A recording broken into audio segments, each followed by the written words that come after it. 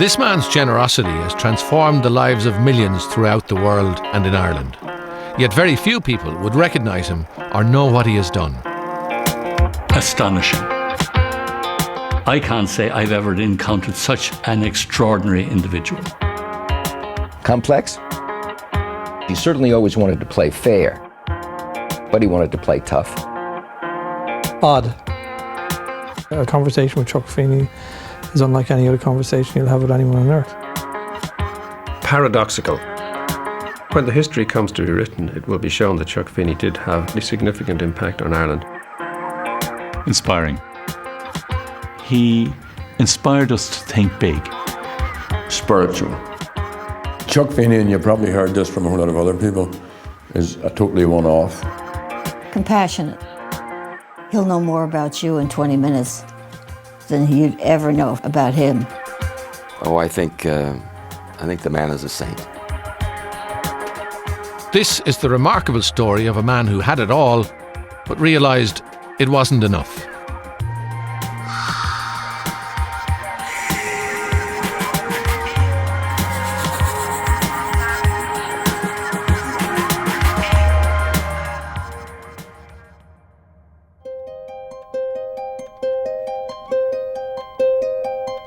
Chuck Feeney has led an extraordinary life. He became one of the wealthiest men on the planet, but throughout his life has chosen to remain outside the glare of the media spotlight. For over 25 years, his contribution to Ireland, both economically and politically, has been monumental, yet until recently it went undocumented.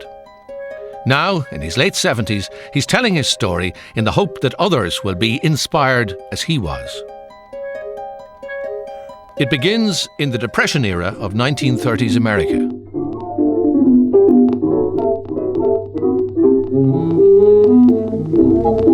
Charles Francis Feeney was born in 1931 into a small Irish-American community in New Jersey.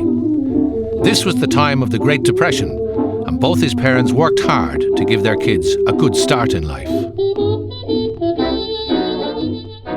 I went to a school in an Irish-American neighbourhood, and it was a Catholic school,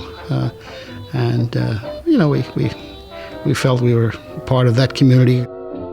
Chuck's mother Madeline had a strong sense of doing right by the less fortunate. She worked nights as a volunteer Red Cross nurse, and for her there was no one quite like her only son. But he could do things with a straight face, and he could get away with it because he was my Charles. As far as my mother was concerned, he could commit no sins. She was a good woman, clearly, and she would just consider it as an obligation to help your neighbors. When you live in a family like that she was very, very concerned about her neighbors, I think that rubs off on you, you are concerned about people. You had already been involved in a few money-making schemes. I mean, you had an eye to making a buck. Yeah, the typical things that the kids do, mow the lawns, do odd jobs for neighbors. Particularly recall a friend of mine whose name was Moose Foley, and I partnered with him because he was the biggest guy in the class. When we'd go out to shovel snow, I'd be the front man. I'd go over and sign up the places we'd had to shovel, and then I'd whistle up for Moose, and he'd come over and start shoveling, and I'd start selling again. Moose Foley did most of the shoveling. I know that because my father used to say to him, "You were a real conniver, You're always thinking, After leaving school, he joined the Air Force and was stationed in Japan as a radio operator during the Korean War. One of the benefits of his military service, as he well knew, was the right to a free education afterwards. Veterans Administration offices have been set up in every state, and it's here the ex-soldier goes if he wants to continue his education under the GI Bill of Rights. You mean he can get any kind of education he wants? Now you're getting the idea. Chuck Feeney, the kid from a blue-collar New Jersey town, aimed high. He applied and was accepted into the respected Ivy League University of Cornell, the first in his family ever to go to college. The grant from the GI Bill didn't leave Chuck much extra, and it wasn't long before he started looking around for money-making opportunities. I saw this guy coming around selling sandwiches, and I saw the students flock down to buy a sandwich, and so I said, I can do that. That's not difficult. And so I became a self-made sandwich man. It was at Cornell that he met a group of men who would later play vital roles in his business life. The most influential of all was a young New Yorker studying law. I thought he was selling sandwiches with too much bread and too little peanut butter. He was clearly an entrepreneur. His Cornell experience was, I think, for him transformative. And he not only enjoyed the experience and the people, but tremendously enjoyed the friendships. And he always had this sense of gratitude, and therefore, as part of his overall view, that it's good to give back. Following his graduation in hotel management, he travelled to France to continue his education, a decision which would change his life forever. Life is playing the hands that you're dealt, and I wasn't quite sure what cards I would be dealt, but I was always thinking about ways of making a buck by working myself as opposed to working for somebody.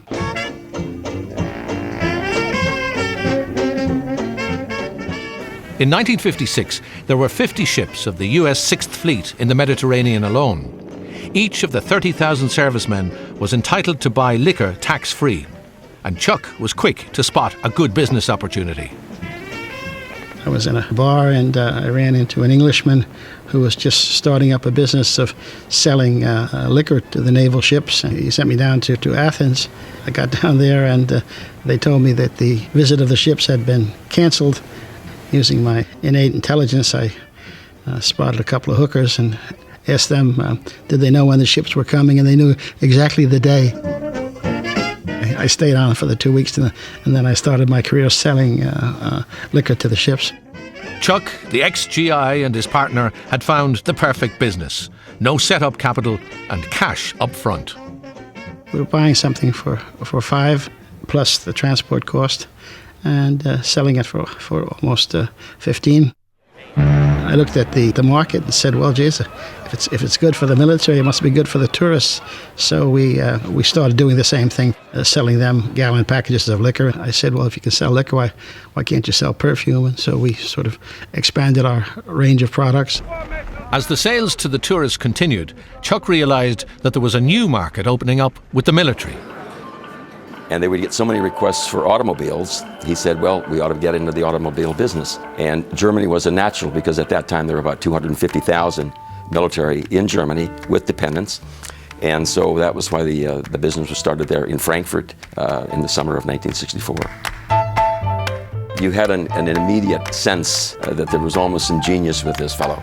Just his focus on life, focus on the business. Definitely, what do they say, type A personality? For sure. Walked quickly, talked quickly, worked incessantly. Things were looking up as the sale of cars, alcohol and perfumes continued. But Chuck and his team were in for a shock. Back in New York, they brought in an old college friend to advise them on a tax issue.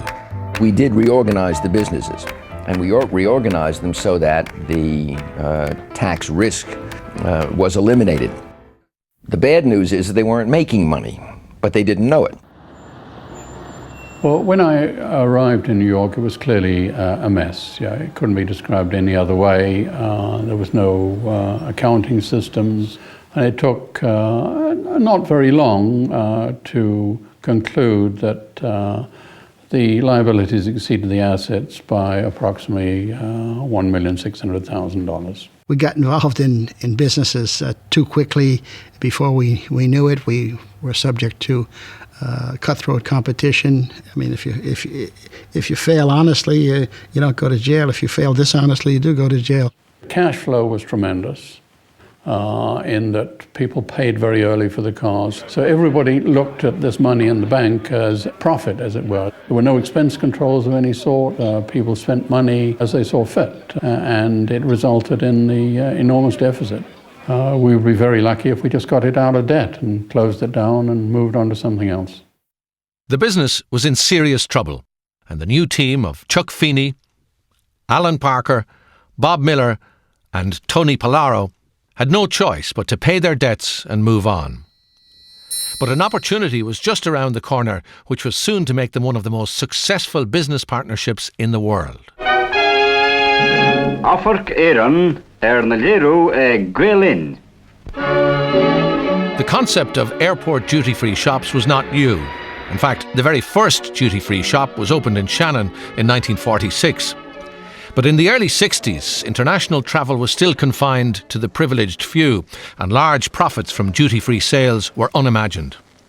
Concessions to run the shops were granted by each government to the highest bidder. A friend of ours wrote to us to tell about a shop that was going to open up at the Honolulu International Airport, and there would be the concession to sell any kind of duty-free merchandise you want. We bid about $125,000, guaranteed over 5 years. I got in no time at all. We were doing a giant amount of business. Oh yeah, Chuck was always the most optimistic, and because he was a visionary, he could see what was going to happen. I was just looking at the figures and adding them up. I could see them growing, but no, Chuck clearly was the visionary. With the Olympic Games of 1964, the Japanese government was keen to present a more liberal image to the world. Japanese citizens were allowed to travel abroad in greater numbers, and the most popular destination was Honolulu in Hawaii.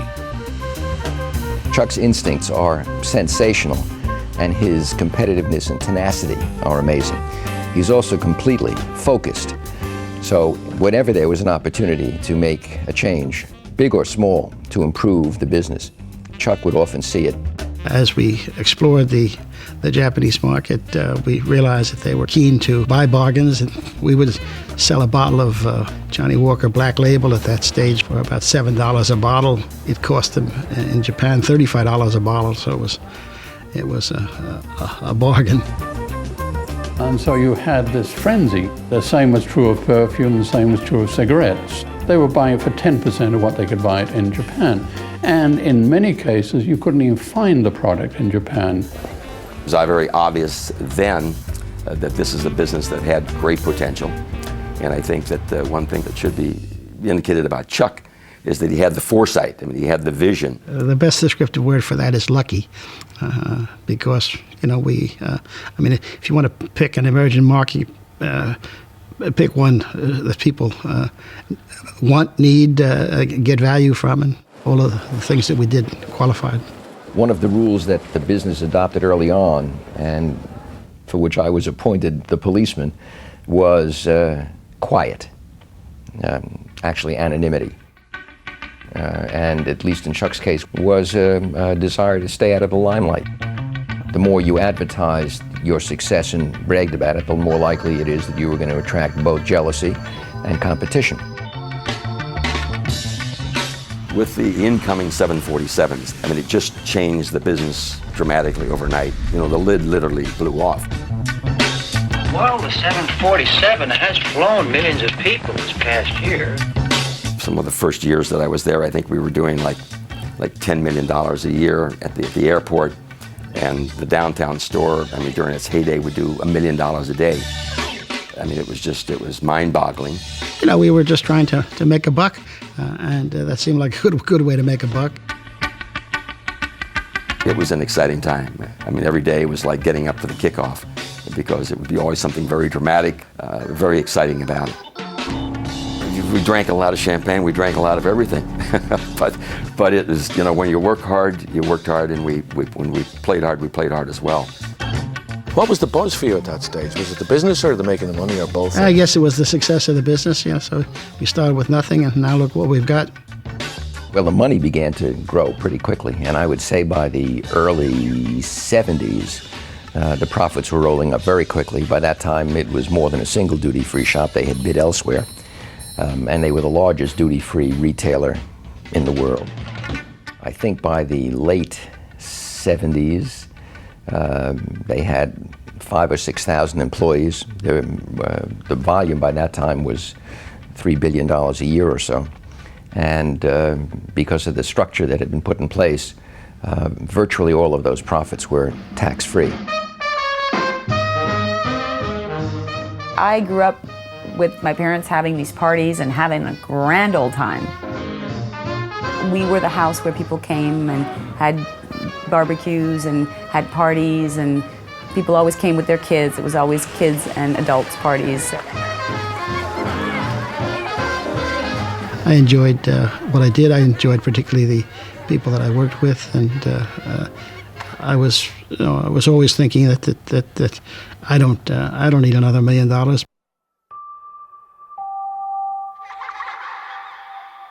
But as the profits rolled in and the four partners revelled in their multi-million-dollar lifestyles, Chuck began to realise the effects that great wealth could have, not only on him, but also on his family. My dad was kicking us in the butt since we were 14. Get out the door, do this yourself, figure it out. He was pushing us to be active and sporty and tough. I felt that they should have the opportunity to see how money is earned, and they knew that there's a difference between what you make and what you're given. More than anything, he wanted us to have goals and passions, and he thought, well, how could they have this? They're born with everything already. You know, people have to fight and strive, so he made sure we did. I remember having a conversation with Chuck and quoting to him, which I can only do approximately, the statement that the Reverend Gates made to John D. Rockefeller,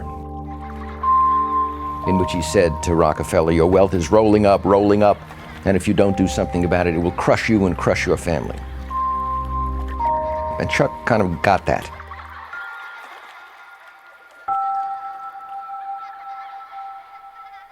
He is uncomfortable with displays of wealth and lavishness, and I think that grew over time. I think there were times when he enjoyed entertaining people at some of the houses that the family then owned. So I think there were things about it that he enjoyed, but the growth of the disquietude eventually outweighed the pleasure at being able to entertain and bring people together. There's a halfway mark where we were living a certain life. You know, my dad was fun at a party. Then I think things got a little bit more serious with the amount of money and also an awareness. When you travel and see how people suffer really, you know, it's not just an idea.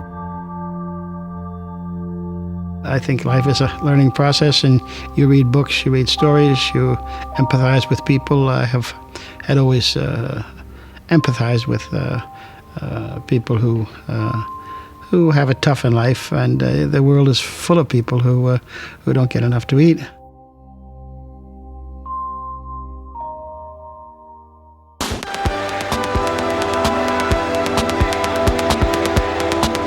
It was by 1980 I started thinking, where's all this leading? What am I going to do with it? Like many of the wealthy people today, they have the money, but they wouldn't be able to spend it if they started to spend it. It was the early 80s, and the decade of greed was well underway. While much of the world was consumed with making money, Chuck Feeney decided he was going to do something completely different. It was the start of a journey which was to change his life and the lives of many around him. I think because of his upbringing, a blue-collar New Jersey guy, a guy in college had to sell sandwiches to get through school, is that when he started making these tremendous amounts of money, he was almost embarrassed by it. He worked so hard to get there, and once he did, I think he found, I know he didn't like these fancy dinners, and he didn't want to go places that they were invited to, that was, you know, he was very low-key. Chuck doesn't own a car, doesn't own a house, has one pair of shoes and a $15 watch. I would be unhappy with myself if I was wasting money on anything, and that includes living. So I get what I want from life and move on. He's happy going out to dinner, and if he can get a good bottle of wine, he's happy with that, and sometimes even a better bottle of wine. It's just that his personal style is not self-indulgent or lavish. You know, I'm a guy who's said that I could be happy with a grilled cheese and tomato sandwich. Because he'd always insisted on remaining anonymous, very few people had any idea just how much Feeney was worth, not even his family. By now, his fortune was estimated at around $1 billion, and although no one knew, he was secretly developing a radical plan to give everything away. Well, I think it was clear throughout that there would be a moment when virtually all of the assets would be used for charitable purposes. Never perfectly clear what virtually all meant, because Chuck didn't want to impoverish his family, but it was clear, increasingly clear, that he didn't want very much for himself. Did you not at any stage wonder yourself, am I going nuts? Am I doing the right thing here? Oh, I suppose you always question business decisions, and this was in effect a type of business decision. I warned him, a good lawyer is supposed to warn clients about risks, and I said, you know, you can't change your mind on this. Once this is done, if the money is transferred, the assets are transferred, they're gone. And if you change your mind 3 days later, you can't get them back. And if you think you've made a mistake, you can't get them back. And if things go awry, you can't get them back. It's irrevocable. Are you sure you want to do this? And there was no going back? No going back once we decided. I think he actually was impatient with that because he'd made up his mind, thought it was fine. He said, yeah, let's get on with it. Chuck Feeney, the man who had worked his whole life to build a business empire, was about to change everything with the stroke of a pen. In November 1982, having made a relatively modest provision for his family, he signed over his entire fortune to his new foundation, the Atlantic Philanthropies. I got a phone call one day from him, and he said, I have a big announcement. And he said, I just wanted you to know that I've given everything away. And I said, you mean every penny? And he said, I've given it all away to a foundation. And I said, oh, well, that's good if that's what you want to do, you know.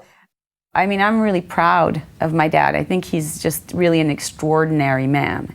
He's, you know, he's just such, who does this, honestly, who does this? I was surprised, I will admit, but I knew that he didn't do it without having given a lot of thought to it. And the Irish expression that he has, there's no pockets and shrouds. Well, I think he just came to that realization and said, okay, I'm going to change what I'm doing.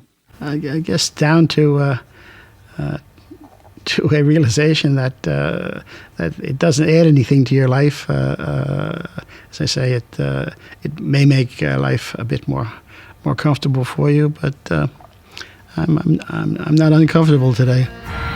From now on, all of Chuck Feeney's multi-million-dollar profits from the duty-free business would be paid directly into Atlantic Philanthropies.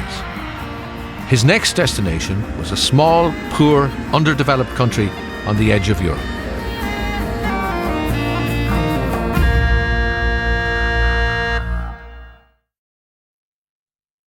I'm kind of a plastic patty.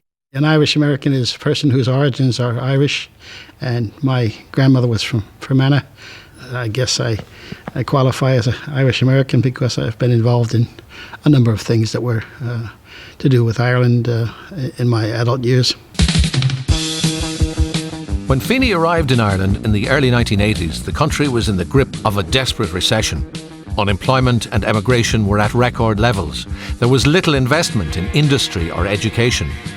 Things were bleak.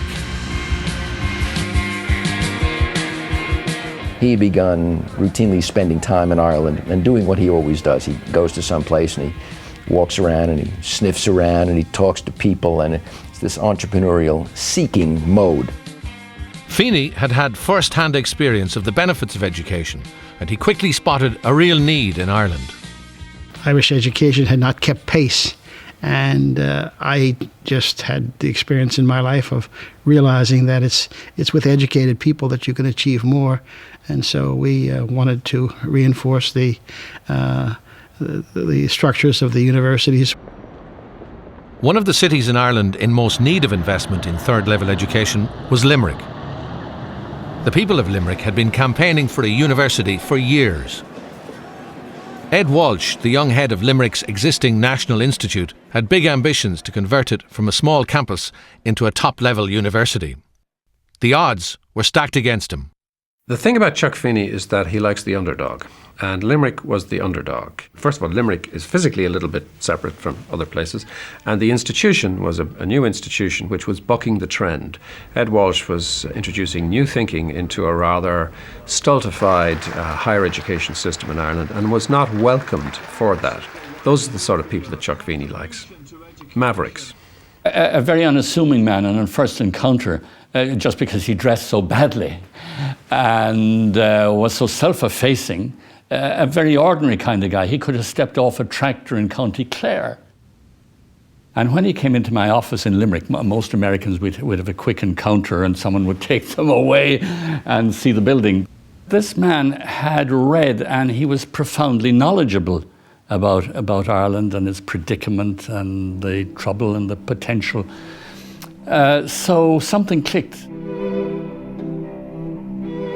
We did a lot of bricks and mortar at the very beginning because some of the things that we wanted to do, for example, here in Ireland, were going to require buildings at universities, student accommodation, libraries, and that sort of stuff. Chuck says, look, you've got one chance to do something extremely well. The country does not have a purpose-designed concert hall. Why don't we bring in the best designer we can? I know one in New York. He flew in, and we'll design a world-class concert hall that Ireland can be proud of and the university can be proud of. By the way, you can design it in such a way that it will meet the needs of students and conferrings and everything else. So this was the first major project. The anonymity which had been crucial to the success of his business became an obsession with Feeney. As the buildings went up, maintaining the veil of secrecy became the condition of any grants the foundation made. The joke used to be in the trade that AP was synonymous with anonymous. He explained to me that if we revealed who was providing the funding, it would cease. It was very strange trying to explain to faculty and staff here where the money was coming from. Was I involved in the drugs business or something like that?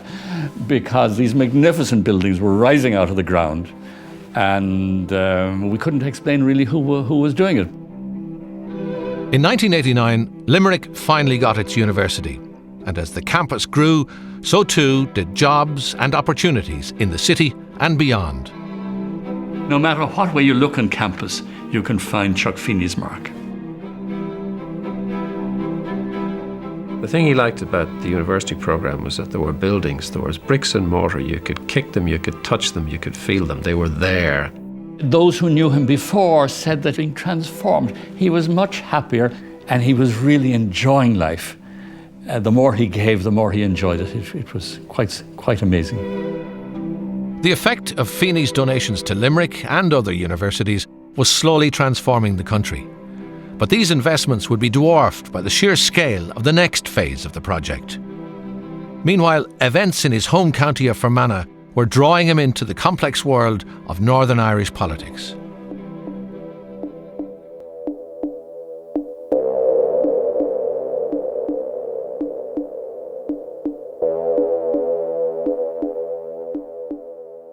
Well, I think the terminal event was certainly the bombing in Enniskillen. It just seemed so gross, and they were just the people who unfortunately happened to be in the wrong place at the wrong time.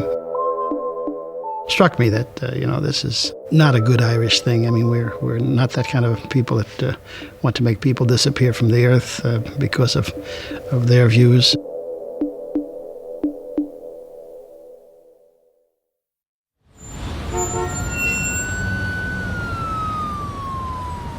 I met Chuck one night at PJ Clark's, sat him down and said, I was considering putting together a group to go to Northern Ireland to become involved and try and bring an American dimension to solving the Irish issue.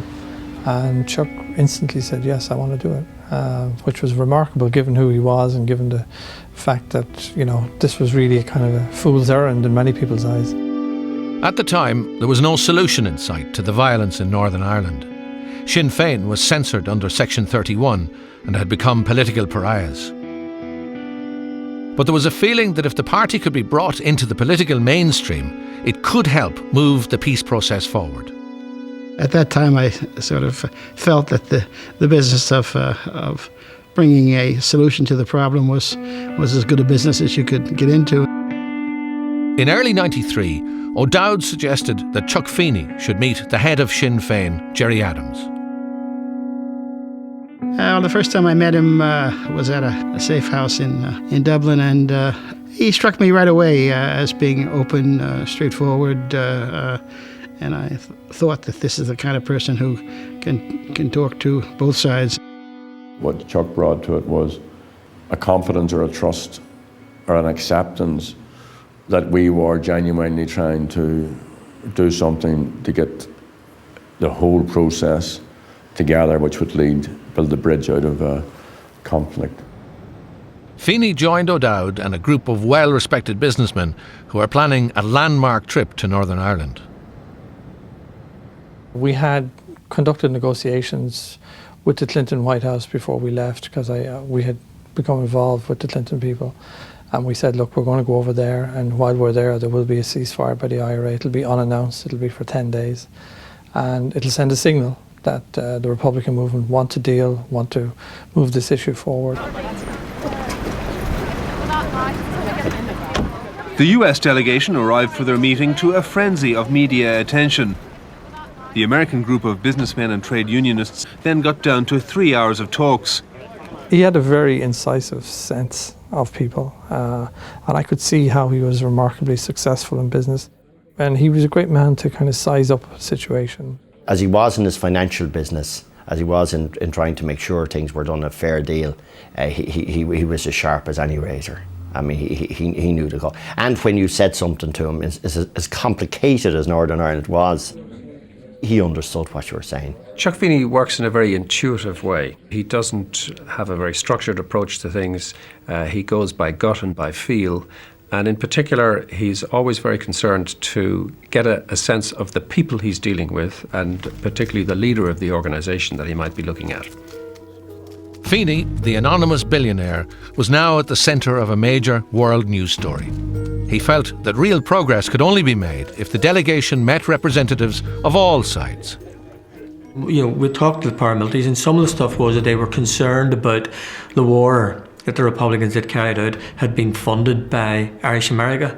And for the move forward, you know, the Americans were going to play a big role in terms of the whole peace process, how the future of Northern Ireland was sort of designed, developed, and all the rest of it. So we needed to actually talk to Irish America to find out where they stood on all of this. And, you know, from my point of view, I think that part of the process was very easy, because Irish America were open to hearing what was going on, and they were very open to actually, you know, I suppose in many ways, helping loyalism move on. The visit was a success, but the next challenge was to try to convince a hostile US State Department that it should support a radical proposal.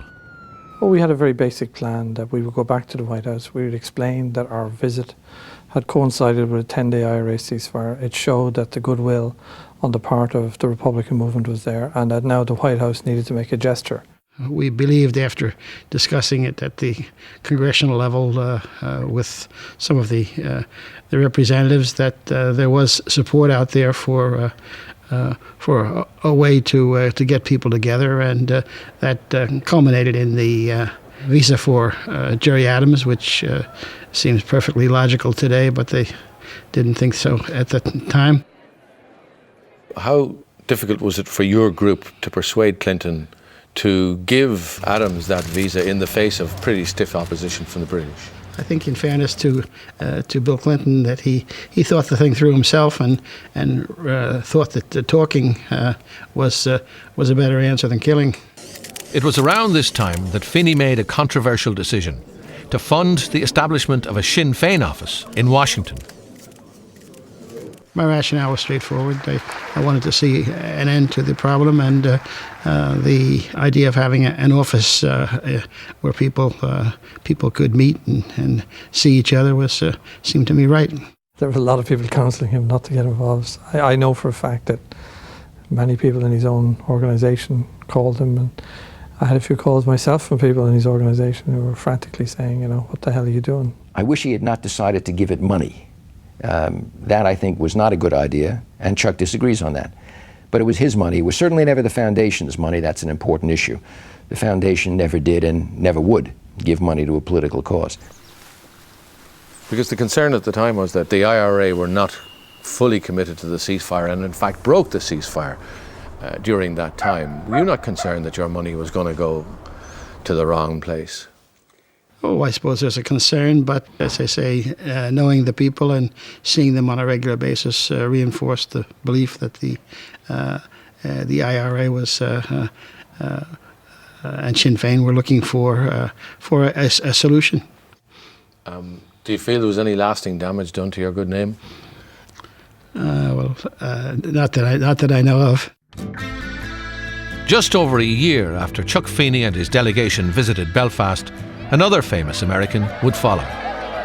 It was to be an historic turning point. If the President of the United States could walk down the Falls Road, surely anything was possible. As he went into Mackerlane's bakery, the crowds had already broken through the barriers, providing a real security headache for the Secret Service. I think one of the most glorious moments for us was President Clinton coming to Ireland for the first time to Belfast. And also I think one of the greatest days for Ireland, and that here we had this incredible situation where the President of the United States was walking up the Falls Road and walking down the Shankill Road, which a couple of years previous to that could never even have been considered. I think that Chuck and others like him, and he's the one that strikes me most vividly, as wanting to return, of wanting in some way the place that his people couldn't live in, that he has been part of the energy of making it a better place for the people who do live here.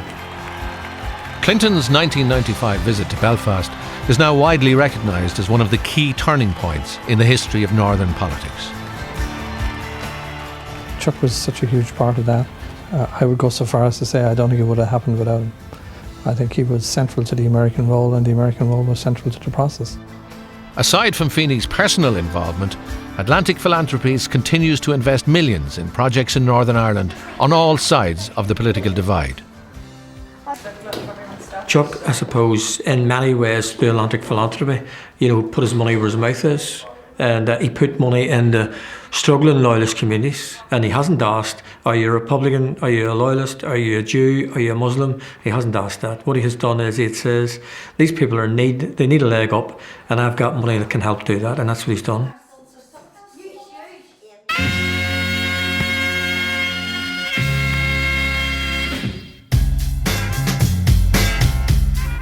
Throughout the morning at his hotel, the Taoiseach met a number of chief executives representing healthcare, electronics and the service sector of the telecommunications industry.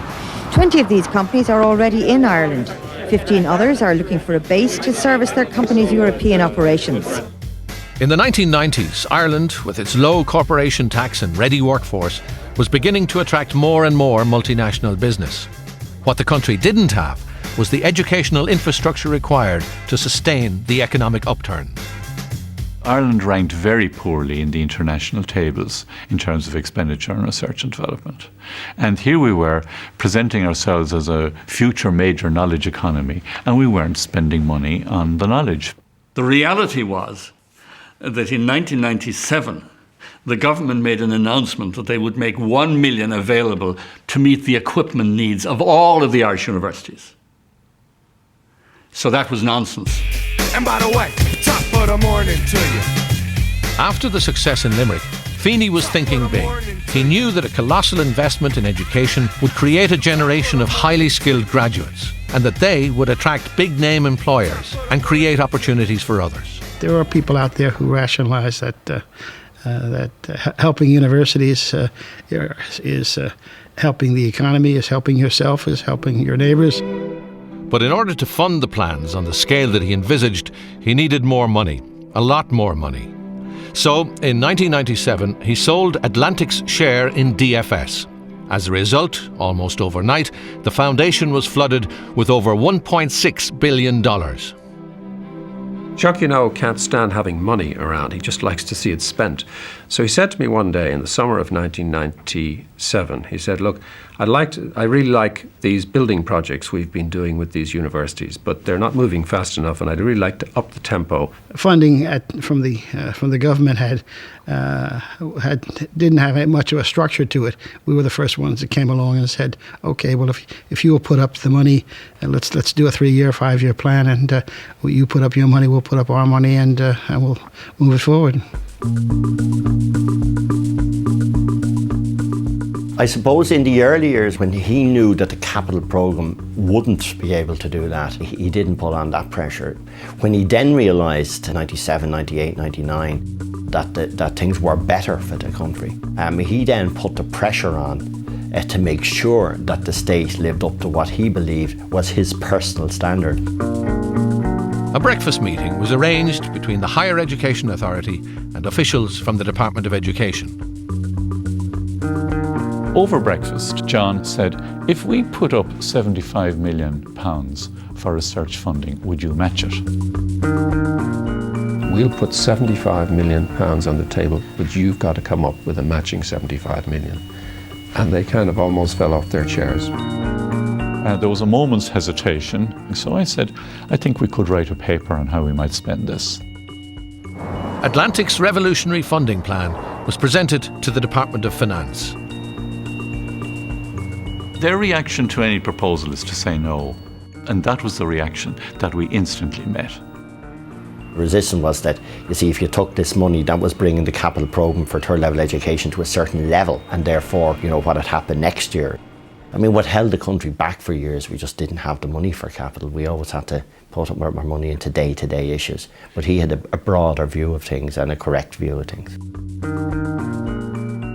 So we started working on the political channel, and we started, I suppose, applying all the sort of blackmail and violence that one uses in these intense interdepartmental debates. So when Atlantic played their part as well, they sprung an ultimatum. They said, unless it's fixed by such and such a date, which was a Saturday morning, we're off. But in terms of them making a decision, they dragged their feet and you had to put them on a clock. Yeah, I guess so. But that's the way it works out sometimes.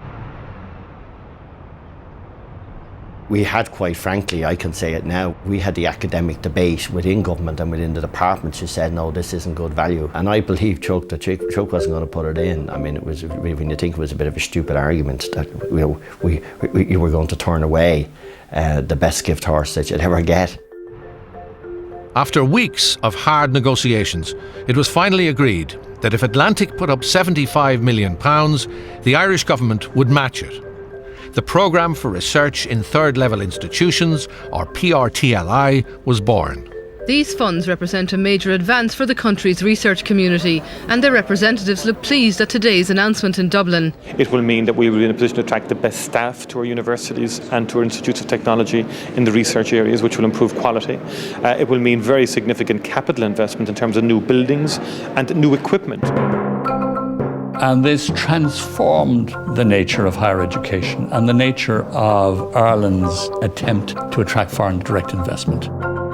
So the multinationals, the Intels and the Microsofts and the Hewlett-Packards could be convinced that they could move upwards and put sophisticated research and development into Ireland. Chuck was behind what triggered this whole thing, and I doubt that the Department of Education would have put a euro upon a euro to do this, were it not for Chuck's initiative. What I think he did for many of us who came in touch with him was that he inspired us to think big. If we aspire to being a leading knowledge-based economy and society in the world, we needed to behave like one. This was typical of how Chuck worked. There was the visionary part, which was probably more important than the funding, but he followed through with funding to help others turn a good vision into reality. This he did with government, this he did with Ireland. The idea was we showed them the light. To date, Atlantic has invested $1.2 billion in Ireland alone. Over $750 million of that has gone into third level education, and the resulting new population of highly qualified postgraduates was undoubtedly a key driver of the Celtic Tiger economy. As with all his grants, there was no publicity, no names on buildings, only a desire to promote opportunity through education. all the more necessary in troubled economic times. Ireland is subject to good times and bad times, and tougher times are coming, and that just requires more support.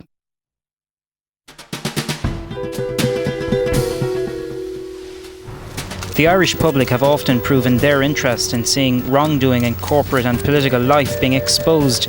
Up to now, tribunals set up by the state have been the way it's done. But now a private group is about to begin its investigations too, with retired Judge Fergus Flood at the head of its board. Feeney's involvement in Irish politics continued when, in 2005, Atlantic funded the establishment of a Centre for Public Inquiry, an independent watchdog charged with uncovering corruption in public life. Well, the concept of citizen watchdog organizations is kind of unexceptional in a country like the United States, and in many other countries as well, in what you would say are mature democratic societies. I think the idea of the centre was to hold government accountable for things that happened, because they call the shots. The person they hired to head up the centre seemed a logical choice. Frank Connolly was an established journalist whose work on corruption had contributed to the establishment of the Flood and Morris tribunals. We had a fellow, Frank Connolly, who was, I think, recognised as one of the very good investigative journalists here in Ireland. I think, in quite frankly, this was just seen as a strange group to be watching ourselves. And I suppose if you were to take it, if in Paris an organisation funded by a group of Irish people was set up to start involving them, what would the French think? You felt you were entitled to fund such an operation in Ireland, and you felt it was worthwhile. Yes, if the centre was ever able to carry out the goals that we had set out, it would have been worthwhile. I think there was mentions that we were planning to target individuals in our investigations, which of course was absolutely absurd. We had never suggested any such thing. We never did any such thing. What we said we were going to do was examine matters of public importance. This was the centre's first report, and many more, they say, are on the way on a range of controversies. In the beginning, the centre produced 2 well-received reports on planning problems in Trim and on the Corrib gas controversy. But soon there were allegations emerging that seriously threatened to undermine the independence of the centre. Frank Connolly, brother of Niall Connolly, one of the so-called Columbia Three, was alleged to have travelled to Colombia on a false passport. The Taoiseach met with Feeney. I and Mike McDougall asked a question, what was this really about? And I think we gave him a flavour. It was no question of attacking or lecturing, because he wasn't that kind of a person. He was entitled to do whatever he wanted with his money. But I think we gave him an honest assessment of the view in Leinster House, and no more than that. Undoubtedly, the Centre for Public Inquiry aspires to be an organ of public opinion, but equally it is one which, in subversive hands, has the capacity to gravely undermine the authority of the state. I mean, the way it was seen in Leinster House was that we're going to investigate decisions that were made and planning other things. Well, we see that Bord Pleanála and the courts are the places that you do that, not ad hoc committees. Citing the interests of national security, Minister for Justice Michael McDougall released Garda documents to the Irish newspapers, claiming to prove that Connolly had travelled to Colombia.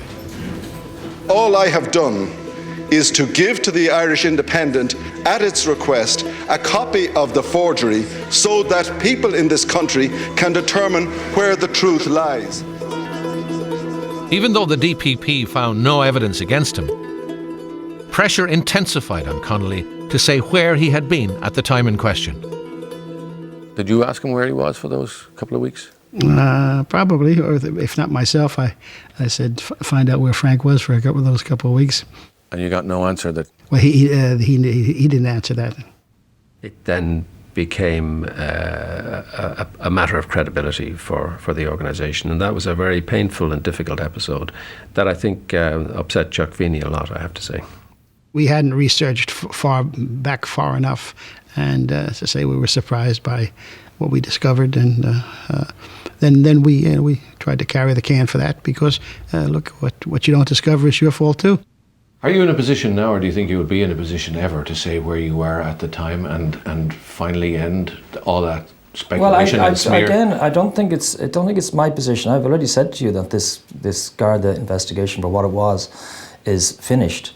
That's what we've been told. So it's nonsense, in my view, for me to be trying to explain things based on an investigation that was never justified in the first place. If Chuck Feeney had have stood up at any stage and had have articulated that this is what he wanted it for, people would have accepted that. He never did that. And I can only give you Bertie Ahern's view of that. My view of that is he never had researched this through. That's my view. In a way, could it be said that he was railroaded out, not by you, but perhaps by the government or individuals within the government? Well, that certainly was an assessment someone could make. Elements in power, and not only that, but including the former Taoiseach, I think, didn't like the idea of where this was going to go and where it potentially could go. And if you look back now, what's happened in the last couple of years, we've discovered corruption on a scale none of us ever envisaged would emerge or even existed at the time. And I think that's partly the tragedy of all of this. Atlantic withdrew its funding and the centre was closed in December 2005. The sad thing about this is that the cause of the watchdog organisation was set back as a result of what happened, and it'll be some years, I think, before it can be revived.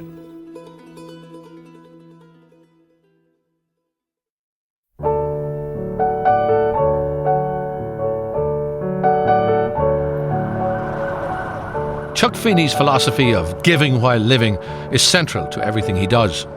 His belief that it's better to give money away now has changed the lives of millions, and his work isn't over yet. Feeney, an extremely shy man, recently made the difficult decision to sacrifice his anonymity and cooperate on a biography with Conor O'Clery. He did it because he wants his message of giving while living to inspire others. My sense is that he's getting to a stage in his life now where, as I think all of us do when we get a little bit older, you ask yourself, what has the meaning of your life been and what have you been able to contribute? I sense that the most important thing for him now is to spread the gospel of giving while living and to influence more people who have money to give it away and to give it away wisely.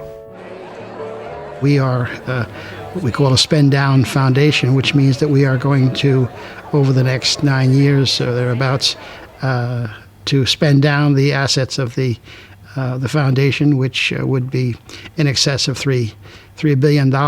In order to meet the deadline of spending our endowment out of existence by 2016, we have to give away $1 million every day of the year, 365 days a year.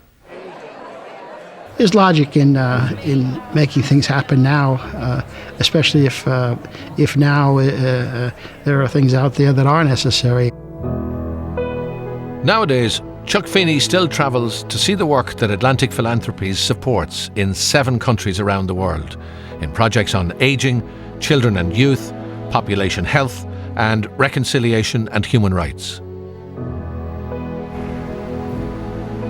And I'm not here to tell anybody what they should do with their money. If you make your money, you do what you want with it. But I think there is an obligation, certainly, for the haves to reach out and to look at, see what they can do.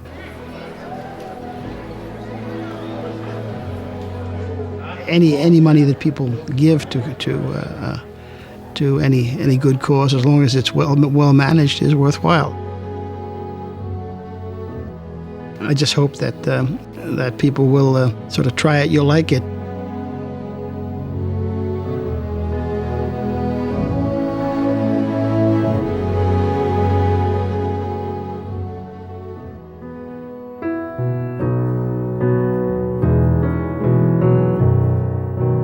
Today, with the same relentless drive and attention to detail that made him one of the world's richest men, Chuck Feeney is now giving away the last of his billions. I wouldn't put him happy in the sense of content. I would say he's happy with what he's been able to do and wishes it would be more. And he's probably just as restless and consumed with trying to make it better now as he was in 1962. He wants to be in the center of things. He wants to be where the action is. And if he has to get on an airplane and fly to 5 different airports, he'll go. My husband said to him one time, why don't you just have a conference call instead of, spending a day and a half in the airport to get wherever. I think my dad would wish he could live till he's 160, if not more, to keep involved. And he tells me how pissed he is that he's not going to be able to see how things turn out here or there. He wants to keep going. He'll never retire. I doubt it. He couldn't. He can't. I don't know, maybe the Lord's word is the decider on that. The poor are always with us. You'll never run out of people you can help.